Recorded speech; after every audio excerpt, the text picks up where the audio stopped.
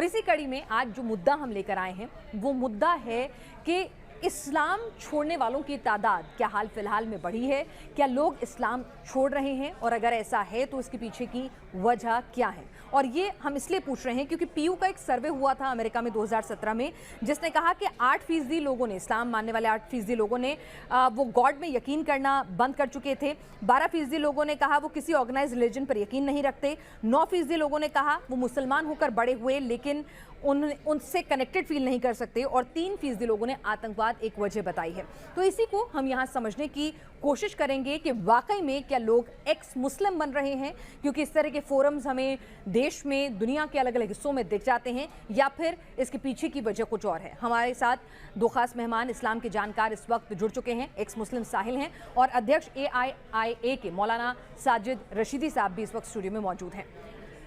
साहिल, क्योंकि आप खुद एक एक्स मुस्लिम हैं, सबसे पहले मैं आपसे जानना चाहूंगी कि आपको वाकई में लगता है या फिर ये प्रोपेगेंडा है कि अब नई पीढ़ी जो है इस्लाम छोड़कर एक्स मुस्लिम बन रही है जैसे कि आप? जी बिल्कुल, आपने सही सवाल किया। और अगर आप प्यू रिसर्च जिस सर्वे का आप हवाला दे रहे हैं, अगर आप देखें तो 2017 की सर्वे की रिपोर्ट है नॉर्थ अमेरिका के बारे में, अमेरिका या नॉर्थ अमेरिका की रिपोर्ट है। उसमें 23% मुस्लिम जो है उन्होंने इस्लाम छोड़ दिया है। 23% रेट, आप सोचिए हर जगह पे लोग इस्लाम छोड़ रहे हैं। तो उसकी वजह क्या है? जब एक इंसान खुद मुताला करता है कुरान का, हदीसों का, इस्लाम के कॉन्सेप्ट का, इसके अंदर जो कट्टरता है उसको जब देखता है, उसके दिलों में सवाल आता है, उसके जहनों में सवाल आता है और उसका कोई तसल्ली बख्श जवाब नहीं मिलता है, उसको ऐसा नज़र आने लगता है कि इसमें इंसानियत नहीं है, तो फिर लोग इस्लाम छोड़ देते हैं। और उसी में से मैं हूं, और कई सारे ऐसे लोग हैं जो इस्लाम छोड़ रहे हैं। लेकिन प्रॉब्लम यह है कि बहुत सारे लोग सामने आके इसलिए नहीं बताते क्योंकि उनके घर वाले उनका साथ छोड़ देते हैं, उनके मोहल्ले वाले उनके अगेंस्ट में आ जाते हैं, उनका सोशल बॉयकॉट किया जाता है, यहाँ तक कि उनको जान से मारने की धमकी भी दी जाती है। इसलिए कई सारे लोग इस्लाम छोड़ने के बावजूद सामने खुल के आके बोल नहीं पाते हैं। जी मौलाना रशीदी साहब, क्या वाकई में लोग एक्स मुस्लिम बन रहे हैं? क्या वाकई में लोग इस्लाम छोड़ रहे हैं, या फिर एक अलग तरह का प्रोपेगेंडा चल रहा है इस वक्त पूरी दुनिया भर में, जहां हम ऐसे फोरम्स देख रहे हैं एक्स मुस्लिम? देखिए, मैं आपको एक चीज़ बता देता हूँ। कुरान कहता है इन्ना दीना इंदल्लाहिल इस्लाम, अल्लाह के नज़दीक सबसे पसंदीदा दीन इस्लाम है, सबसे पसंदीदा दीन। और अल्लाह को फ़र्क नहीं पड़ता अगर सारी दुनिया मिलकर नमाज़ पढ़ना छोड़ दे, अल्लाह को मानना छोड़ दे, रसूल को मानना छोड़ दे, कुरान को मानना छोड़ दे, अल्लाह को फ़र्क नहीं पड़ता कि वो जितना बड़ा है उससे कम हो जाएगा।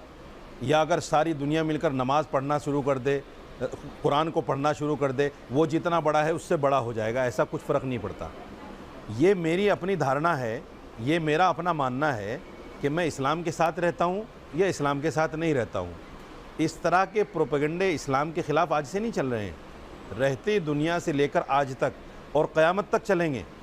इस तरह के कुछ लोग हर दौर में आए हैं जिन्होंने नबूवत के भी दावे किए हैं, जिन्होंने कुरान की भी मुखालफत की है, और आज भी बहुत लोग हैं जो अल्लाह को नहीं मानते, जो कहते हैं हम नहीं मानते अल्लाह को। भाई ना माने तो उसमें कोई बुराई थोड़ा ही है। नहीं, आपको लगता मेरा है मानना ये है संख्या बड़ी है हाल फिलहाल में लोगों की देखिए, जो इस्लाम छोड़ रहे हैं? आपको ऐसा लगता है कहीं? मेरे नज़दीक, जो मैं अमेरिका, जैसे इन्होंने अभी बताया है, अमेरिका की बहुत प्रसिद्ध एक मैगज़ीन में 1992 या 93 की रिपोर्ट है, मैं नहीं याद कर पा रहा हूँ अभी। उसमें लिखा था कि और जगहों से ज़्यादा 60% इस्लाम जो है अमेरिका में फैल रहा है। और मैं आपको बहुत सारे उदाहरण दे सकता हूँ। बड़े बड़े फ़िलासफ़र, बड़े बड़े इंजीनियर, बड़े बड़े डॉक्टर जो इस्लाम को पढ़ते हैं, इस्लाम को पढ़ने के बाद, जिस धर्म का नाम ही पीस हो, इस्लाम पीस, अमन, शांति, मोहब्बत, प्यार, उस धर्म को भला कैसे छोड़ सकता है आदमी? साहिल, अगर कोई छोड़ रहा है तो छोड़े। एजेंडा है, कोई इस्लाम नहीं छोड़ रहा है।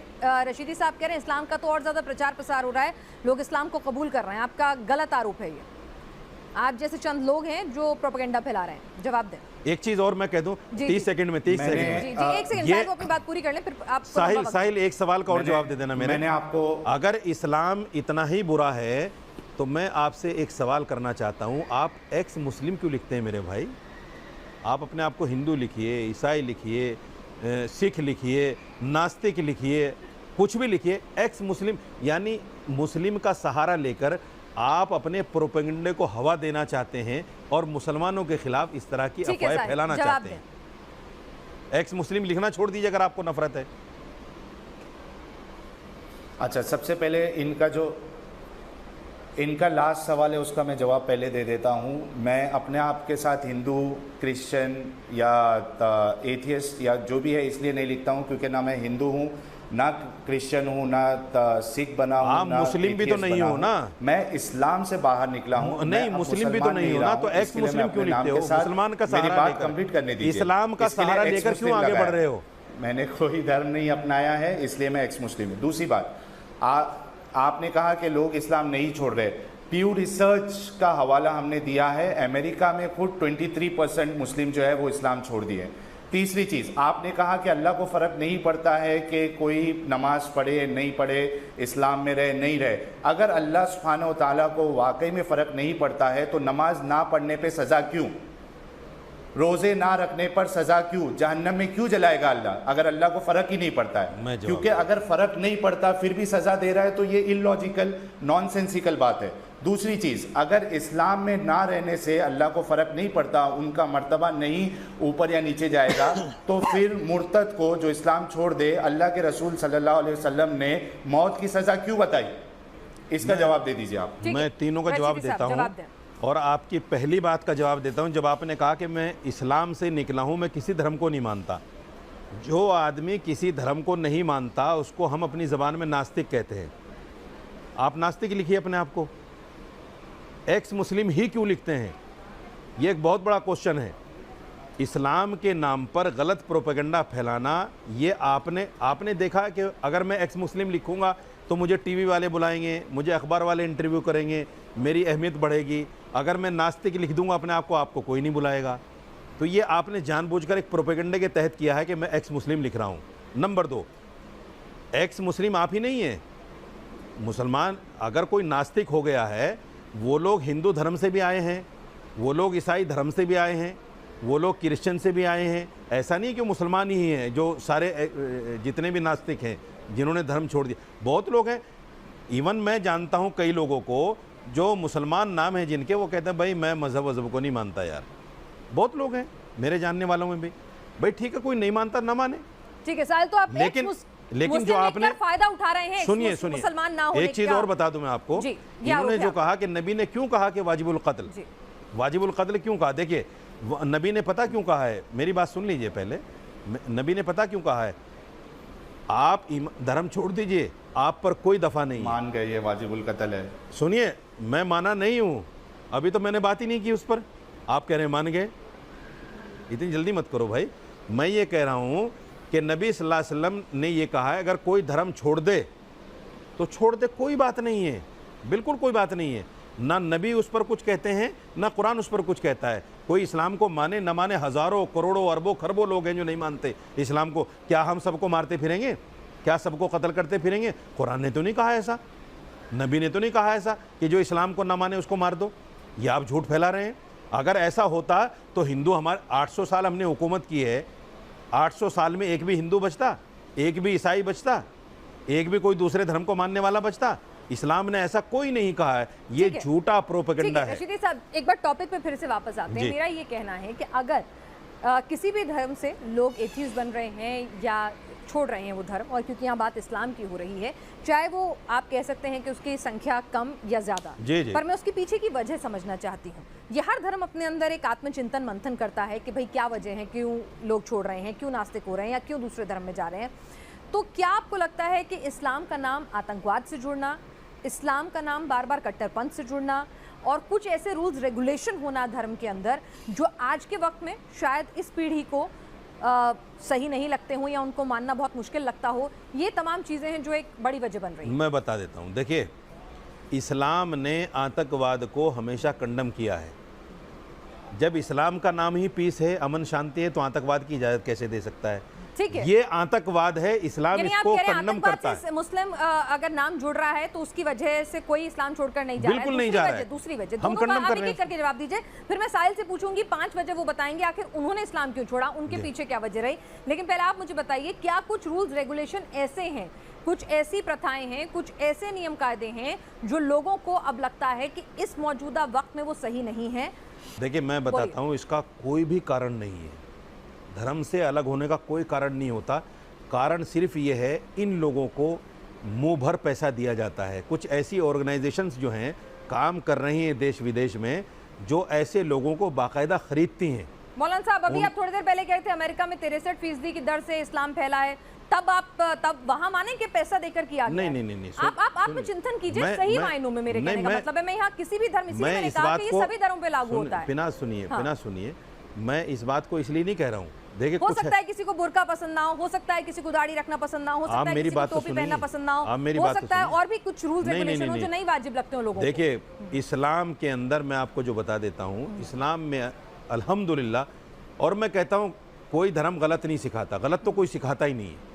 ये अलग बात है आस्था किसके साथ है, जो अल्लाह को, भगवान को, राम को जैसा समझेगा वैसा उसकी आस्था बन जाएगी। साहिल, आप अपनी वजह बताएं, लोग एक्स मुस्लिम बन रहे हैं या फिर ये प्रोपेगेंडा चल रहा है? नहीं, पहले तो यही बताएं, एक्स मुस्लिम लिखते क्यों हैं? मैंने इस्लाम क्यों छोड़ा है, मैं वजह बता देता हूं। मैं पहले दावत का काम करता था, मैं डॉक्टर जाकिर नाइक MBBS का फ़ैन था, लोगों को इस्लाम की दावत देता था और इस्लाम से बड़ी मोहब्बत करता था। लेकिन जब मैंने इस्लाम का मुताला किया, उसको पढ़ा, तो कई सारी चीज़ें मेरे सामने ऐसी नज़र आई जो मुझे इंसानियत के बिल्कुल खिलाफ नज़र आई। इस्लाम जो है वो लोगों को 2 कैटेगरी में बांधता है, एक ईमान वाला यानी मुस्लिम और दूसरा काफिर। काफिरों के लिए इस्लाम कहता है कि ये अनक्लीन है, इम्प्योर है, वर्स्ट ऑफ क्रिएचर है। मैंने पहले वाले सेगमेंट में इसका हवाला दे दिया है। इसी वजह से छोड़ा कि मेरे को इसमें इंसानियत नज़र नहीं आई। दूसरे मजहबों के लिए इसमें हेट भरा पड़ा है, दूसरे लोगों के लिए हेट भरा पड़ा है। ये कहता है कि जो अनबिलीवर्स हैं उनके साथ जाके आप लड़ाई करो जब तक कि वो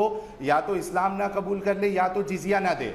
तो ये सब चीज़ें, फिर उसके बाद इस्लाम में सेक्स स्लेवरी का कॉन्सेप्ट है, इस्लाम में चाइल्ड मैरिज अलाउड है। साहिल भाई, मुझे आप एक चीज़ बता दीजिए, जब आप प्रचारक रहे हैं तो इस्लाम को बहुत पढ़ा होगा आपने। मुर्दे को कैसे नहलाया जाता है, ज़रा बता देंगे आप?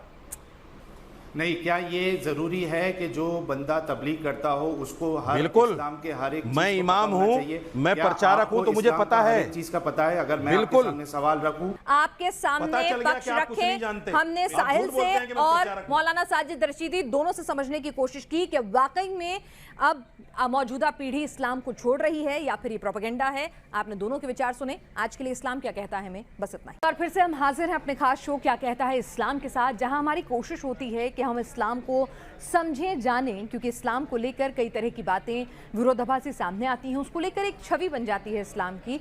तो हम ये समझना चाहते हैं इस्लाम के जानकारों से आखिर कई अहम मुद्दों को लेकर वाकई में इस्लाम से जुड़ी किताबों में क्या कुछ लिखा है, उसके जानकार उस पर ज़्यादा रोशनी डालें ताकि पता चल सके आखिर इस्लाम कहता क्या है। इस्लाम प्रोग्रेसिव है, रिग्रेसिव है, इस्लाम कट्टरपंथ को बढ़ावा देता है या इस्लाम में बहुत ज़्यादा गुंजाइश है लोगों के पास। तो तमाम चीज़ों को हम एक एक कर परख रहे हैं। हमारे साथ खास मेहमान लगातार जुड़ते हैं। आज हमारे साथ 2 खास मेहमान जुड़ रहे हैं। हमारे साथ मौलाना साजिद रशीदी जी हैं, प्रेसिडेंट हैं ऑल इंडिया इमाम एसोसिएशन के, और हमारे साथ साहिल हैं जो खुद को एक्स मुस्लिम कहते हैं, और दोनों इस्लाम के जानकार हैं। दोनों से हम अलग अलग मुद्दों पर बात करेंगे। और आज का जो सबसे पहला मुद्दा है, जो ज्वलंत मुद्दा है, वो है कि क्या इस्लाम में आलोचना की गुंजाइश नहीं है।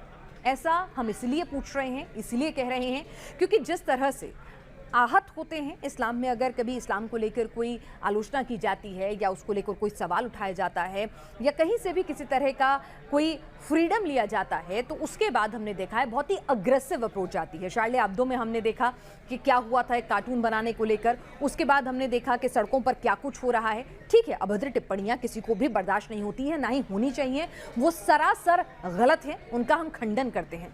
लेकिन जिस तरह का तौर तरीका अपनाया जाता है उन आलोचनाओं का जवाब देने के लिए, क्या वो तरीका सही है?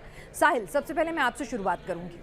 देखिए, इस्लाम में क्रिटिसिज्म की थोड़ी भी गुंजाइश नहीं है। अगर आप क्रिटिसाइज करते हो या ब्लास्फेमी करते हो या कुछ और सबसे बड़ा प्रॉब्लम ये है कि ब्लास्फेमी की कोई डेफिनेशन नहीं है इस्लाम में। अगर आप सिर्फ हज़रत मोहम्मद साहब को सिर्फ रसूल भी कह दे तो वो किसी के नज़दीक ब्लास्फेमी हो जाएगी। अगर आप वो बात कर दे जो लिखी हुई है, जैसा नुपुर जी के साथ हुआ है, तो वो भी ब्लास्फेमी हो जाती है। हालांकि वो लिखी हुई बात है और लोग उसको मानते हैं। तो इस्लाम में ब्लास्फेमी की कोई डेफिनेशन नहीं है। हर कोई अपने हिसाब से आपकी बात को ब्लास्फेमी बना देगा, और जो ब्लास्फेमी करता है या क्रिटिसाइज करता है, इस्लाम के नज़दीक उसकी सज़ा जो है वो मौत है, कत्ल है, सर तन से जुदा है।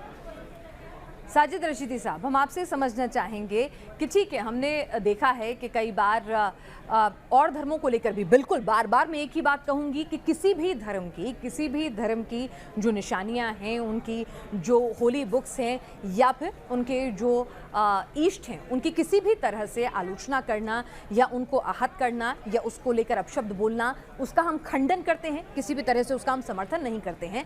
लेकिन हमने देखा है कि और धर्म में भी इस तरह की आलोचनाएं कई बार होते हैं, इस तरह की चीज़ें, लोग अपनी नाराज़गी भी जाहिर करते हैं। तो लेकिन फिर भी जिस तरह से इस्लाम को जोड़ा जाता है कि वहाँ बिल्कुल भी ये बर्दाश्त नहीं है, क्या ऐसा है? देखिए, एक चीज़ समझ लीजिए, कोई भी धर्म ऐसा नहीं है जिसमें इन आलोचनाओं की गुंजाइश हो। कोई भी धर्म नहीं है। यहाँ तो रिलीजन का मसला है, यहाँ तो धर्म का मामला है। धर्म के खिलाफ कोई आदमी जो धार्मिक होगा, वो धर्म के खिलाफ कोई भी बात को बर्दाश्त कर ही नहीं पाएगा। कत्ल कर दिया मेरे भाई ने भाई साहब, आप बीच में ना बोलें, मैं भी नहीं बोला और मैं बोलूँगा भी नहीं। आप जितनी बात बोलेंगे आप कहिए इत्मीनान से, मैं भी आपकी बात सुनूंगा, आप भी मेरी बात सुनिए, बीच में बिल्कुल कृपया मत बोलें। आपने कहा कि नुपुर शर्मा को लेकर जो बात हुई है वो हालांकि किताबों में लिखी है, लेकिन फिर भी इस तरह की बातें हो रही हैं। आपने आधा सच बोल दिया, आधा सच नहीं बोला। आधा सच ये है कि ठीक है, जो 6 साल 9 साल की बात है वो लिखी हुई है, मैं मानता हूँ। किसी भी धर्म विशेष के खिलाफ अगर किसी भी तरह की टीका टिप्पणी होती है वो नागवारा गुजरती है। साहिल, क्या इस्लाम में आप कह रहे हैं कि आलोचना की गुंजाइश नहीं है? हालांकि हर धर्म के लोग जब भी उनके इष्ट को लेकर कोई भी टिप्पणी की जाती है, आहत होते हैं, सड़कों पर उतरते हैं, नाराजगी जाहिर करते हैं, कोर्ट में भी जाते हैं। हिंदू देवी देवताओं के भी अगर आपने झोले पे उनको छाप दिया, चप्पलों पे उनकी मूर्ति, चप्पलों पे उनकी तस्वीर उकेर दी, तो वो लोग भी नाराजगी जाहिर करते हैं। ऐसा नहीं है कि ये सिर्फ इस्लाम में हो रहा है या सिख धर्म में हो रहा है, हर जगह होता है। लेकिन आपको क्या लगता है कि जिसके जो तरीके होते हैं और जिस एक्सटेंट तक जाते हैं वो कहीं ना कहीं ज़्यादा हैं? आप क्रिटिसिज्म की बात कर रही है। इस्लाम की टेक्स्ट के मुताबिक अगर कोई इस्लाम छोड़ भी देता है तो उसके लिए भी कत्ल की सज़ा है। तो यहाँ पे ये जो दायरा है इतना कम है कि आप इसमें कुछ कर ही नहीं सकते। यानी एक इंसान अगर इस्लाम नहीं मानना चाहता, उसको वो सही नहीं लग रहा, तो उसको कत्ल की सज़ा क्यों मिले? मैं जवाब दे दूं? ये मेरा सवाल है। देखिए मौलाना साहब से। जी मैं बता रहा हूँ भाई साहब, कुरान में कहीं नहीं लिखा है कि अगर कोई इस्लाम को छोड़ दे तो उसकी सज़ा कत्ल है। कहीं नहीं लिखा है। अगर एक आयत आप कोड करके बता दें। नंबर 1, हाँ इतना ज़रूर कहा है कुरान ने, इन्नल मुनाफिकीना फी दरकिल अस्फली मिनन नार। हदीसों को नहीं मानते। अरे भाई, फिर बीच में बोल रहे हैं आप। ये बीच में बोलने वाला शोषा छोड़ दीजिए साहब। साहिल, आपके पास कोई रेफरेंस है कहाँ पर कहा गया है ऐसा, ताकि वो बता सके आपको काउंटर कर सके? 1 मिनट सुनिए। देखिए, 2 बातें होती हैं। एक होती है इफ़हाम व तफ़हीम। इफ़हाम व तफ़हीम का मतलब समझना समझाना। एक होता है सामने वाले को नीचा दिखाना। जो आदमी ये सोच लेकर बैठता है कि मुझे सामने वाले को नीचा दिखाना है, तो फिर वो ऐसे कुतर्क लेकर आता है जिन कुतर्कों की कहीं गुंजाइश नहीं होती। मेरा मानना सिर्फ ये है कि अगर हम बैठें, सिर्फ इस्लाम में क्या कमी है या क्या खामी है आपकी नज़र में, और मैं उसका जो बेहतर से बेहतर जवाब दे सकता हूँ, आप मुझे पूछिए, बिल्कुल मैं आपको जवाब दूंगा। लेकिन ये कह देना कि साहब इस्लाम में बिल्कुल गुंजाइश नहीं, मुझे आप एक चीज़ बताइए, वो नबी जिस नबी के ऊपर एक बुढ़िया कूड़ा डाला करती थी रोज़ाना, और कुछ मुद्दत के बाद में वो बुढ़िया बीमार हो गई और कूड़ा ऊपर से नहीं आया, तो आप उसकी तीमारदारी के लिए चले जाते हैं। वो नबी जिसने ये कहा हो कि अगर आपका पड़ोसी भूखा रह जाए और आप पेट भर हैं तो आप मुसलमान नहीं हो सकते। अगर आप, वो नबी अगर ये कहे कि अगर आपने अपने पड़ोसी की तीमारदारी नहीं की, अपने पड़ोसी का ख्याल नहीं रखा, तो आप मुसलमान नहीं हो सकते, ऐसे नबी को क्या आप क्रिटिसाइज़ करेंगे सिर्फ ये सोचकर कि मैं एक्स मुस्लिम हूँ या मैं मुसलमान नहीं हूँ? मैं हिंदू हूँ या जो है ईसाई हूँ या कोई भी धर्म रखता हूँ, ऐसा नहीं होता। ये इंसाफ का तकाजा नहीं है। इंसाफ का तकाजा ये है कि आप अपनी बात को रखिए। अगर आपको इस्लाम से कोई आपत्ति है तो आप बताइए कि हाँ साहब मुझे इस्लाम से ये आपत्ति थी, मैंने छोड़ दिया, बात खत्म हो गई। लेकिन मौलाना रशीदी साहब, आपने देखा होगा कई किताब के लेखक जो हैं उन्हें मुल्क छोड़कर जाना पड़ता है, उनको धमकियां मिलती हैं। शार्ली एब्दो में क्या कुछ हुआ ये हमने देखा है।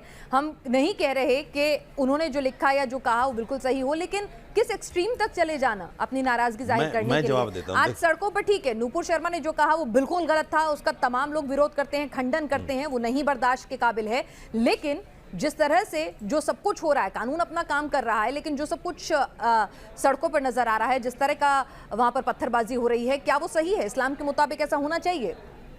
आप तो बता रहे हैं ना कि वो नबी जो अपने ऊपर कूड़ा फेंकने वाली की तीमारदारी करते थे, यहाँ पर क्या हो रहा है ये देखिए। मैं बता रहा हूँ। आपने देखी वो तस्वीरें जो बेंगलोर से आई हैं, किस तरह से नूपुर शर्मा का पुतला लटका दिया गया? मैं बता रहा हूँ, जी आपकी बारी आएगी साहब। देखिए बात सुनिए, ये नूपुर शर्मा के बारे में जो भी हो रहा है, मुझे मौका पिनाज, हाँ साहिल मैं आपके पास आती हूँ एक बार, रशीदी साहब अपनी बात पूरी पिनाज, ये जो नूपुर शर्मा के बारे में हो रहा है ये मेरा जमहूरी हक है, लेकिन गर्दन काटने की जो बात कही जा रही है, गर्दन काटने की बात गलत है, मैं उसको कंडम करता हूँ। रेप की बात जो कही जा रही है मैं उसको कंडम करता हूँ, ये इस्लाम नहीं है, ये इस्लाम नहीं है। पत्थरबाजी अगर कहीं हुई है, किसी को नुकसान और हानि पहुंचाने की बात हुई है, तो इस्लाम ये नहीं कहता कि आप किसी को तकलीफ पहुंचाओ। ठीक है, मैं उस इस्लाम की बात नहीं करना चाहता जिसके नाम पर जिहाद हो रहा है, जिसके नाम पर सीरिया जल रहा है, जिसके नाम पर इराक जल रहा है। गलत प्रोपेगेंडा इस्लाम के खिलाफ रशीदी साहब कह रहे हैं फैलाया जा रहा है। ठीक है, वो अगर अपने आराध्य की आलोचना से नाराज हैं तो उसका हक बनता है उन्हें, जो कि हर धर्म के लोग करते हैं। कोई भी नहीं चाहेगा उनके इश्क के बारे में अपशब्द कहे जाएं। तो अगर मुस्लिम ऐसा कर रहे हैं तो कहीं गलत नहीं कर रहे हैं। और बाकी उन्होंने कहा कि कहीं भी ऐसा नहीं कहता इस्लाम की आलोचना करने वाले का आप सर कलम कर दो या उन्हें जान से मार दो, उसका तो वो खुद खंडन कर रहे हैं। तो इस्लाम गलत आलोचना तो स्वीकार कर रहा है ना, अपनी नाराजगी तो जाहिर करेगा ना अगर कोई इश्क के बारे में कुछ कहता है। साहिब जी मैं मौलाना साहब को चैलेंज करता हूं कि इन्होंने जो कूड़े वाली ये बताया है, वाक़या बताया है कि वो जो बुढ़िया थी वो कूड़ा फेंकती थी और रसूलुल्लाह एक दिन वो नहीं आई तो रसूलुल्लाह गए उनकी तीमारदारी के लिए। मैं मौलाना साहब को चैलेंज करता हूं आज टीवी शो पे कि इस वाक़ये की दलील दे दे, कौन सी ऑथेंटिक हदीस में लिखा हुआ है मैं इस्लाम कबूल करने के लिए रेडी हूँ।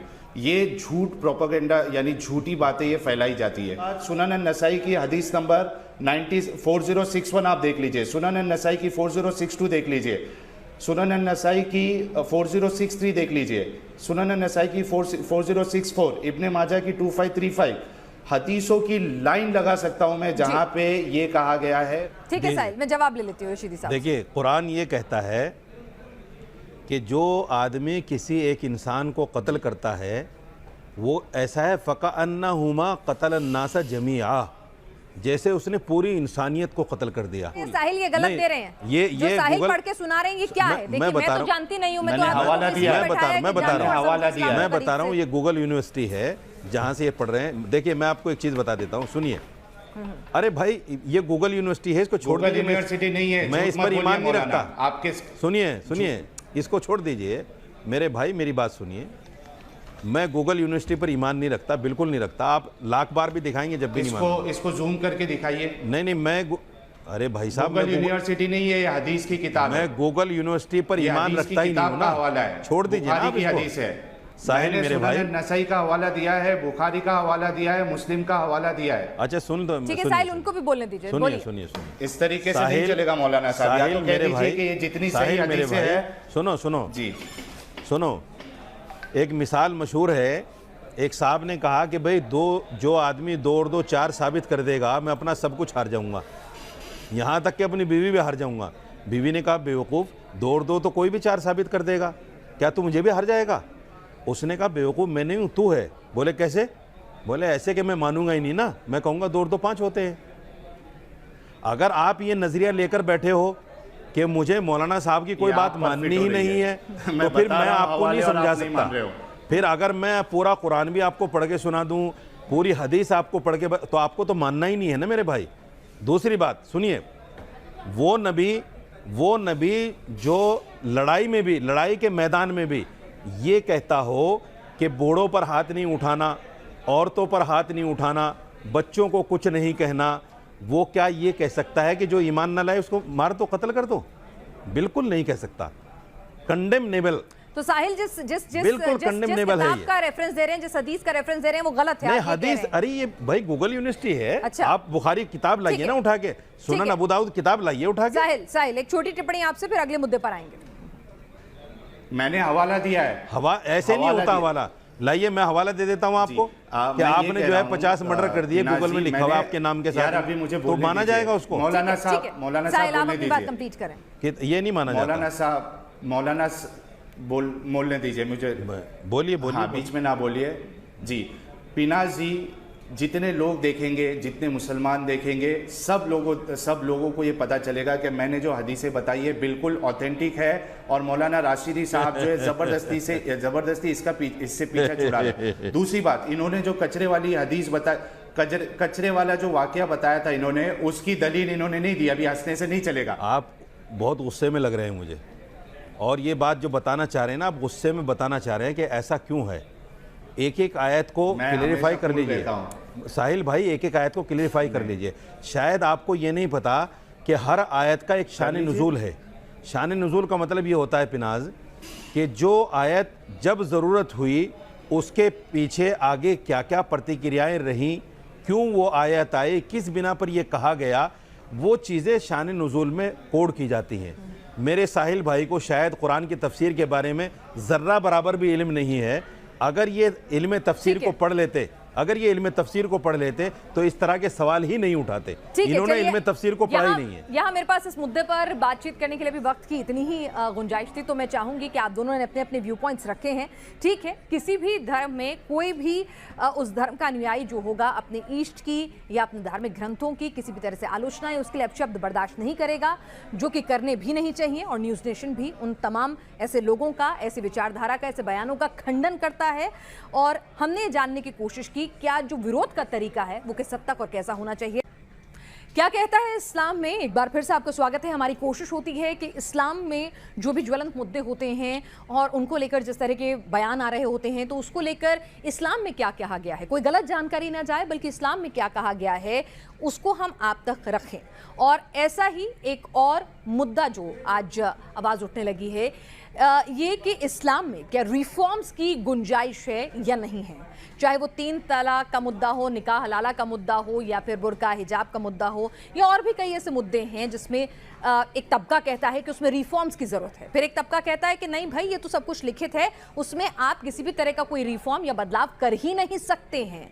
तो ऐसे में इस्लाम वाकई में क्या कहता है, क्या उसके जानकार कहते हैं कि वक्त के साथ क्या इस्लाम में रिफॉर्म्स की गुंजाइश है, और क्या इस्लाम उसकी इजाज़त देता है, और क्या उसकी ज़रूरत है। इन तमाम पहलुओं पर बातचीत करने के लिए हमारे साथ एक्स मुस्लिम साहिल इस वक्त हैं, और मौलाना साजिद रशीदी जी अध्यक्ष हैं AIIA के, वो भी हमारे साथ हैं। मौलाना साजिद रशीदी जी, चर्चा आपसे शुरू करेंगे। हमने देखा है कि हर धर्म में रिफॉर्म्स हुए हैं, वक्त के साथ हर धर्म में कुछ ना कुछ बदलाव हुए हैं, और ऐसे में कुछ कुरीतियाँ, कुछ गलतियाँ, कुछ चीज़ों को मॉडिफाई भी किया गया है। आपको क्या लगता है, क्या इस्लाम में बदलाव की, रिफॉर्म्स की, अगर मैं सही शब्द का इस्तेमाल करूं, रिफॉर्म्स की क्या कहीं कोई गुंजाइश है, क्या इस्लाम उसकी इजाज़त देता है? देखिए, रिफॉर्म का दूसरा नाम हम इस्लामिक ज़बान में जो कहते हैं वो इज्तिहाद है। इज्तिहाद यानी कुरान से हदीस से मसाइल को निकालना, कुरान से हदीस से हालात के एतबार से मसाइल को बयान करना। आज के ज़माने में उस टाइप के लोग नहीं हैं जो इतना कड़ा रिसर्च कर सकें कुरान पर, हदीस पर, और वो इस तरह की बातें। अब जैसे ट्रिपल तलाक के मसले को ले लीजिए, ट्रिपल तलाक के मसले को माना मुसलमानों ने, जब कानून आया तो माना उसको, यहाँ गुंजाइश थी तो माना, यही रिफॉर्म है। दूसरी बात, कुछ चीज़ें ऐसी, रशीदी साहब, गुंजाइशें बदल जाती हैं। फ्रांस में आप हिजाब बुर्का नहीं पहने अलाउ आप मान जाते हैं, हिंदुस्तान में उसी पर बवाल हो जाता है। तो ये रिफॉर्म्स की थिन लाइन कहाँ है? नहीं, अगर आप सियासी सवालों और जवाबों को भी इस्लाम से जोड़ेंगे तो फिर तो उसका तो जवाब नहीं। सियासी सवाल में पूछ रही हूँ, सियासी है ना। नहीं, सियासी बुर्के पर सुनिए, बुर्के पर एक चीज पूछना चाहती हूँ, बुर्के पर जो हिंदुस्तान में हंगामा हुआ है, ये सियासी तो था सारा, ये कोई धार्मिक थोड़ा ही था।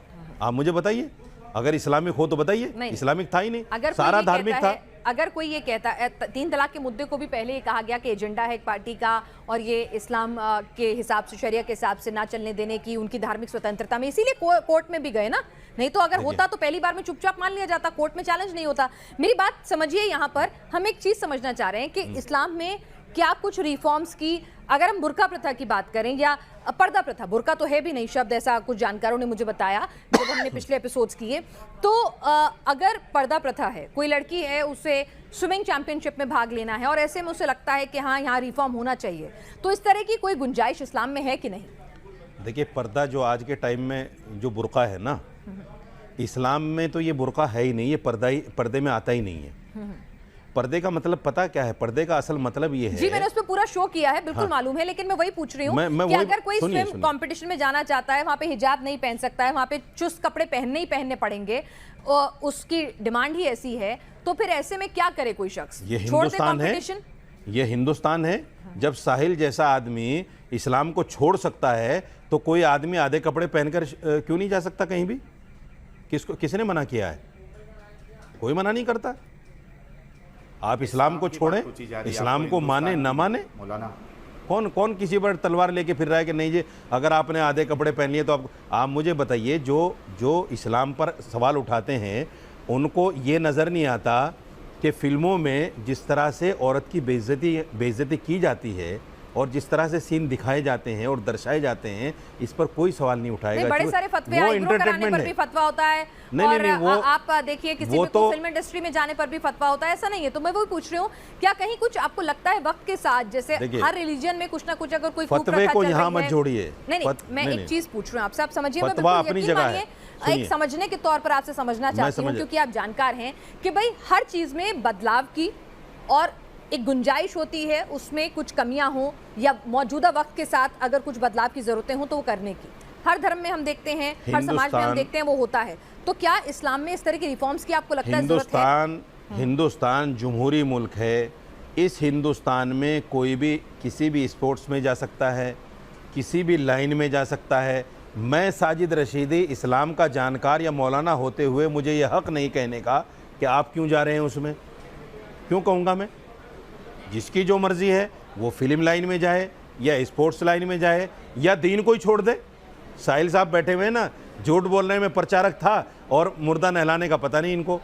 तो ये ऐसे ही एक साहब मुझे हिंदू धर्म गुरु भी मिले थे, उन्होंने कहा जी मैं 40 साल इमाम रहा, मैंने उनसे एक सवाल कर लिया, वो बता नहीं पाए। तो ऐसी ही जगह पर इनकी पोल खुलती है कि ये लोग कहां से आए हैं। इस्लाम धर्म रिफॉर्म्स के लिए ओपन है? क्या इस्लाम धर्म में रिफॉर्म्स की इजाजत है? आपकी जानकारी, आपकी समझ क्या कहती है? वो सवाल मेरा कायम है साहिल। अभी भी मौलाना साहब को खुद चीजों का पता नहीं है, उनको जो मैंने हदीसें बताई थी वो आप बीच में ना बोले मौलाना, ये आपका इंटॉलरेंस है। मुर्दा नहलाने वाला सवाल तो बताना पड़ेगा आपको। मैंने रशीदी साहब से पूछा, उन्होंने अभी उसका जवाब नहीं दिया है, दोबारा पूछूंगी। आप बता दीजिए साहिल, आपकी नजर में जितना आपने इस्लाम को पढ़ा, जाना, समझा, क्या इस्लाम में रिफॉर्म्स की जरूरत है? और अगर है तो क्या इस्लाम इसकी इजाजत देता है? जी देखिए, इस्लाम में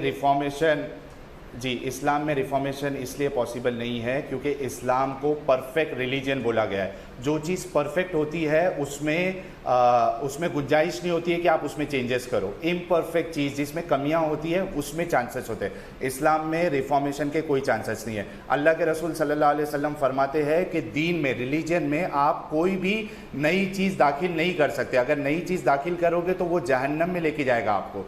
तो इस्लाम में रिफॉर्मेशन पता नहीं है। इसी वजह से मौलाना साहब ने, जब आपने सवाल किया इस्लाम में पॉसिबल है क्या नहीं है कि एक लड़की स्विमिंग कंपटीशन में जाए, उन्होंने वो जवाब नहीं दिया, उन्होंने हिंदुस्तान का हवाला दिया। तो मैं ये कहूँगा कि हिंदुस्तान का जो हमारा कॉन्स्टिट्यूशन है, जो कानून है, वो इस्लाम से करोड़ों गुना अच्छा है। इसमें चेंजेस भी आ सकते हैं वक्त के एतबार से, और इसमें और भी गुंजाइश है कि इंसानियत के मुताबिक इसमें कानून बनाए जाए। लेकिन इस्लाम में रिफॉर्मेशन की कोई पॉसिबिलिटी नहीं है। साजिद साहब ये कह रहे हैं कि इस्लाम में रिफॉर्म्स हो ही नहीं सकते क्योंकि इस्लाम तो कहता है कि वो परफेक्ट रिलीजन है। आप जवाब दें, क्या ऐसा है? देखिए, मैंने पहले ही कहा कि इस्लाम में रिफॉर्म का जो प्लेटफॉर्म है वो इज्तिहाद है, जिसका साहिल को हवा भी नहीं है।